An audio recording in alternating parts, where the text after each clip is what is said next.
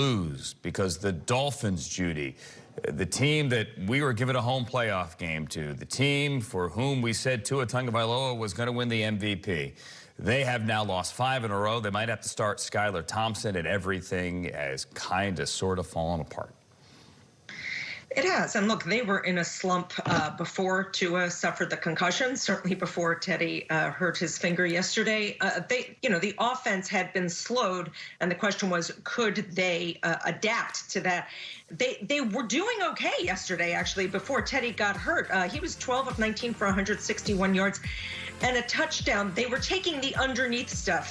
The deep plays, the explosive plays to Tyreek Hill and Jalen Waddle were not there. As a matter of fact, they were held to their fewest combined yards since week 5. Credit to the Patriots, who were playing with a very banged-up secondary for doing that. But they were getting it done, and the Dolphins were leading. And then, of course, came the pick 6, which was catastrophic. Not just because it was a pick 6, but because Bridgewater got hurt on that play, and then everything fell apart after that.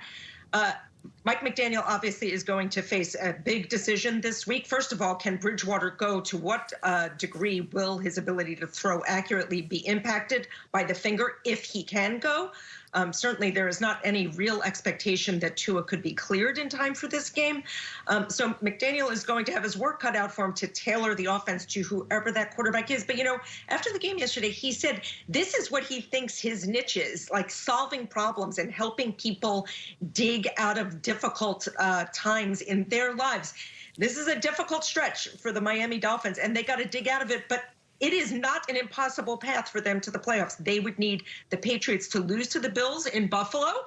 That is certainly not something that you wouldn't think could happen. Buffalo's a tough place to play. And then they have to beat the Jets, who were eliminated yesterday. So it's not an impossible path for the Dolphins. Certainly it would help if Teddy Bridgewater can get in there. Sure, and Buffalo is going to be playing for seeding here. If the Bills win tonight, Buffalo needs that win next week to try to lock up home field advantage. So certainly it is still there for the Dolphins, but then if they win, they're in as the 7th seed, and then they have to go to either Buffalo, Cincinnati, or Kansas City. Mike Giardi, from the Patriots' perspective, I mean, here we are, Week 18. The defense did the job yesterday when needed most, and they are winning in. Yeah, they're winning in, and it really has been all about the defense, quite frankly. They're the reason why this team is at 500 at this point and hanging on with an opportunity to get into the postseason by winning in Buffalo, which, as Judy mentioned, is pretty difficult for anybody to do, especially lately, especially for the Patriots. The last time they went there was in a postseason game, and they lost 47-17, I believe the final score was. Not great, but their defense is feasting on poor quarterbacks. And if you look at what they've been able to do this year, it's against guys like Sam Ehlinger. It's against Zach Wilson twice. It's against the Teddy Bridgewater, Skylar Thompson combo yesterday. And, oh, by the way, Mike McDaniel might want to figure out a way to get the ball to tie. Converting turnovers into points.